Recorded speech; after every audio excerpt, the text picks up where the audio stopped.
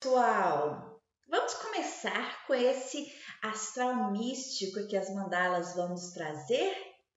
Estamos na segunda-feira para a nossa parte 2 mística dos contos de encantamento. A gente vai trabalhar com essa aura misteriosa, curiosa e magnífica, linda, linda, que a gente tem pelas mandalas e todo esse pensamento que vai longe, nossas imagens vão fluir.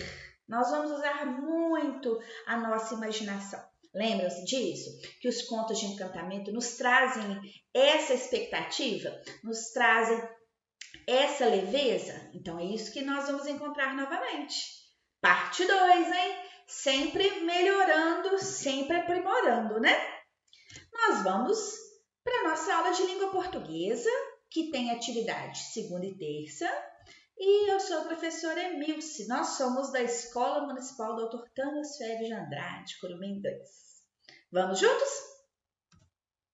Começando a nossa aula, a gente vai encontrar a imagem de Jasmim e Aladim, que é a personagem principal, é o Aladim, a lâmpada maravilhosa.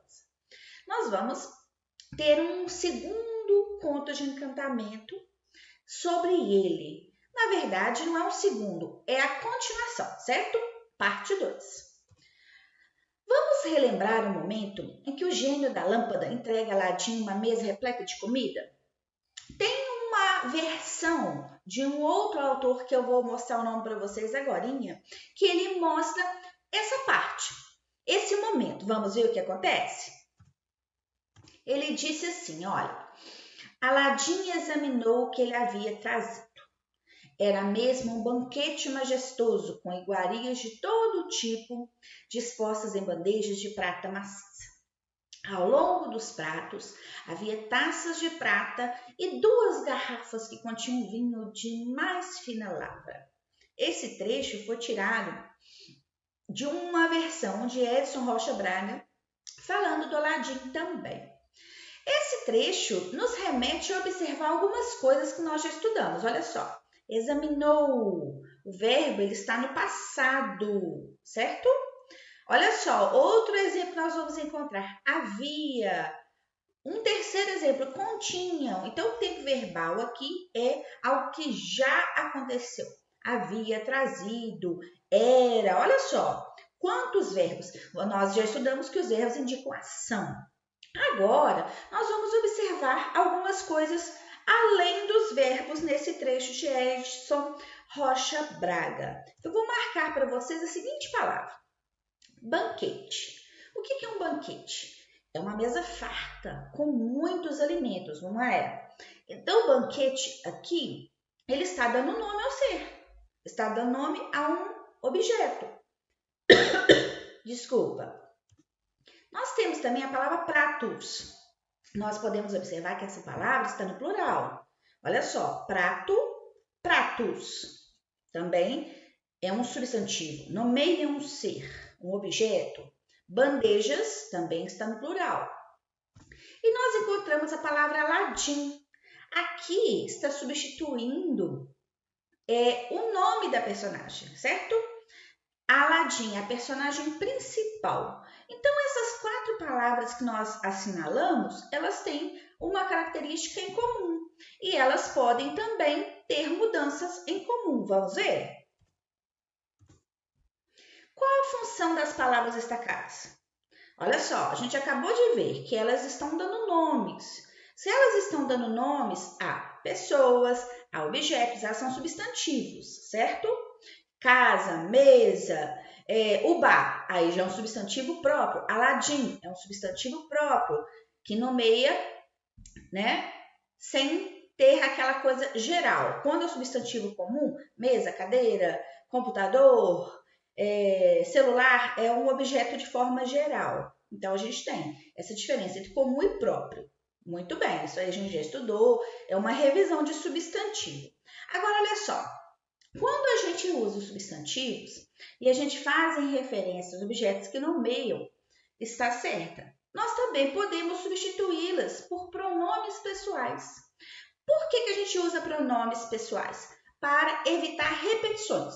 Se eu falo assim, Aladim foi ao mercado, Aladim pegou a lâmpada, Aladim, eu posso substituir, eu posso trocar por ele, eu posso trocar também por menino. Então, eu faço essas substituições com substantivos, com pronomes. E o caso que a gente vai observar agora são os pronomes. Vamos ver? Nós temos aqui no quadro 2 exemplos, né? De singular e de plural, comparando número. E quando tem a pessoa, no caso reto, olha, a primeira pessoa do singular, eu. A segunda pessoa singular, tu. A terceira pessoa, ele ou ela. No plural, nós, vós, eles ou elas. Esses pronomes aqui são pronomes do caso reto. Nós temos outros também, pronome possessivo, pronome oblíquo, mas na atividade que vocês vão encontrar, de acordo com o PDF, vai pedir para substituir. Vocês vão encontrar assim, frases, expressões, e vocês vão ter que substituir por ele, ela. É uma das habilidades, tá? Substituir com os pronomes do caso reto. Então, lembrem-se desse quadro na hora de resolver. Continuando a nossa aula, já que nós estamos falando do gênio, aqui aparece uma tirinha, e nessa tirinha nós temos uma personagem muito famosa, Magali, e aqui nós temos também um gênio. Então, é uma forma diferente, né? Uma reapresentação. A gente está revisitando. Maurício de Souza, que é o autor das tirinhas da Turma da Mônica, ele fez o seguinte, que a Magali, ele encontrou uma lâmpada, aí ela esfregou, fez um pedido para o gênio. Olha qual foi o pedido dela. Olha só a Magali com a língua aberta, doida para poder saborear, não é? Vocês sabem muito bem, o perfil da Magali sabe muito bem o que ela queria. Olha só, o aperto que está passando. A língua para o lado de fora dela é totalmente diferente da expressão da língua do lado de fora do gênio. Legal essa tirinha, não é? Fazendo um link, fazendo uma ligação com a nossa temática do Aladim. Então, já que a gente está fazendo um ganchinho, né? A gente está puxando, vamos passar para um desafio. Ó, até esquentei aqui. Um desafio para o 5º ano. Vocês vão brilhar agora, hein? Olha o que vocês vão fazer. Criar os diálogos de acordo com as imagens da tirinha. Ó, vou parar um pouquinho para vocês darem um print na tela. Espero que tenham tirado aí o print da tela. Se não tiver tirado, depois me pede lá no grupo, ok? Como que a gente vai criar o diálogo? Olha só, a gente vai dizer as falas. Eu posso fazer o balãozinho, eu posso imprimir essa imagem, puxar um balãozinho de fala e escrever, que seria muito legal. Ou eu posso desenhar no caderno, se eu tiver facilidade, e colocar um balãozinho, que também seria ótimo. E uma terceira opção é você usar o discurso direto. Ela colocar travessão e a fala, para abusar da pontuação. Então, o nosso desafio é isso. Vocês vão criar esses diálogos. Aqui nós temos as imagens. Vocês vão colocar em palavras. Pode acrescentar alguma coisinha também, porque a Magali sempre surpreende a gente. Tá bom? Fica lançado o desafio aí. Quero ver vocês brilharem. Continuando a nossa aula de hoje, nós vamos ver algumas informações. Olha só.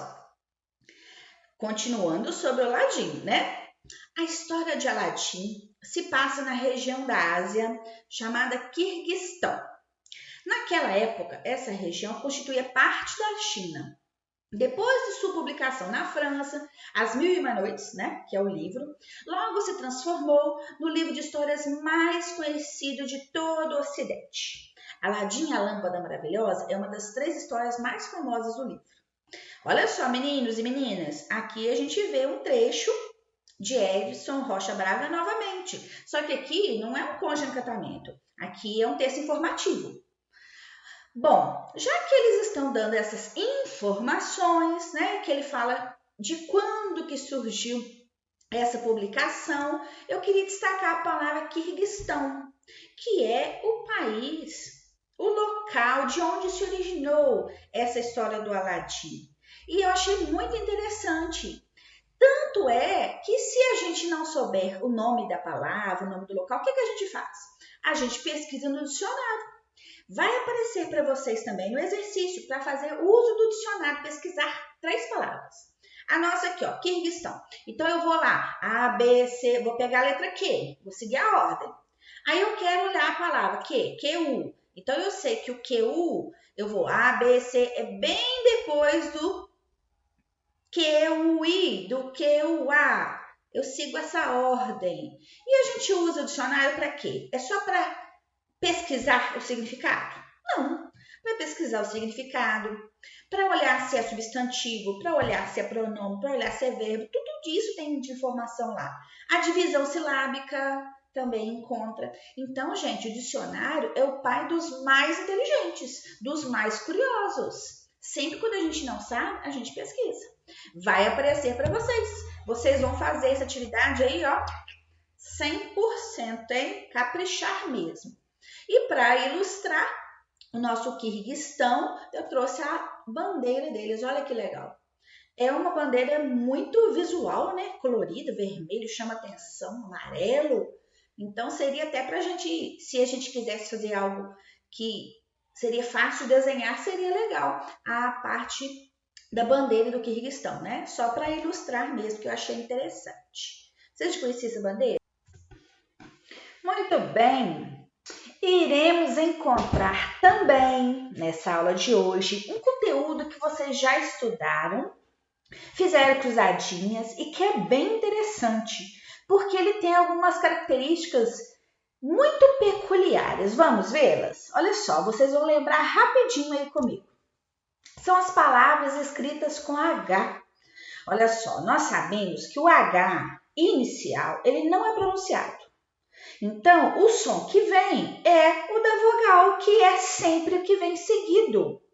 Olha só, tanto um como dois são interligados, porque a gente escreve com HA, mas a gente só pronuncia a vogal que é seguida, ou seja, a segunda letra é a primeira em som. Muito interessante isso, porque normalmente em português as letras têm sons específicos, o H não. Então, são poucas palavras que apresentam esse H inicial. A gente tem que observar que elas são diferentes. Então, como são poucas, nós temos que ir para a observação prática, treinar e lembrar dessas palavras, ou seja, praticar a ortografia. Por isso que vocês vão encontrar novamente essa atividade nas aulas que vocês têm que desenvolver, combinado? Eu anotei aqui alguns exemplos que tem com A, E, I, O, U, que são as vogais. Olha só, habilidade, hálito, hélice, helicóptero, hiena, Himalaia, que é o nome de um local que a gente estava falando, né? Dessa parte do Quirguistão. Então, Himalaia também é um local bem interessante para a gente pesquisar. Hominídeo e humanidade. Só coloquei uma com O e uma com U, né? H-O e H-U. O hominídeo são os ancestrais, são os seres humanos lá nas origens. A gente pode falar que são também chamados de Homo sapiens. E com a evolução, nós chegamos à nossa humanidade, que nós temos que cuidar tanto, né? Muito bem, espero que vocês observem bem esse slide, observem bem essas dicas e na hora de resolver, acertem tudo, ok? Agora, o que mais que nós vamos encontrar? Fica aquela dúvida, olha, vai aparecer para vocês nas atividades do PDF. Para pesquisar no dicionário, já falamos. Letra H, já falamos. A parte dos contos de encantamento, já falamos. Vai ter uma interpretação de texto. Sempre é muito bom ler, reler, pesquisar as palavras, marcar o que tem dúvida, caprichar, sempre é excelente. E vocês vão encontrar também, estou pensando aqui, que nem o Aladim, atividades com numerar o parágrafo. Por que a gente tem que numerar o parágrafo, quinto ano? Para a gente marcar a organização, a estética do meu texto. O parágrafo sempre começa um pouquinho à frente, né? A gente dá uma distância com um dedinho assim. Quando a gente troca o parágrafo, a gente troca o assunto do nosso texto. E, além do parágrafo, vai depois pedir para você fazer um resumo. Então, tem questão para numerar, tem questão para fazer um resumo. E, além disso, vai aparecer uma questão muito legal, que é a função social do texto. Olha só, o texto é conto de encantamento. Então, qual que é a intenção dele? Qual que é a função social dele? Qual que é o objetivo, a finalidade? Na hora que vocês forem ler essa questão, vocês vão lembrar do que a tia explicou. A função social do texto é para que serve o texto? Qual a finalidade do texto? Certo? Então, acho que eu já falei tudo que vocês vão encontrar nas atividades de PDF de segunda e terça-feira. Espero ter ajudado bastante. E para a gente terminar, agora brilhou um pouquinho esse encantamento desses contos maravilhosos que vocês vão encontrar no PDF. Espero que vocês façam com bastante atenção e beijos! Até a próxima aula!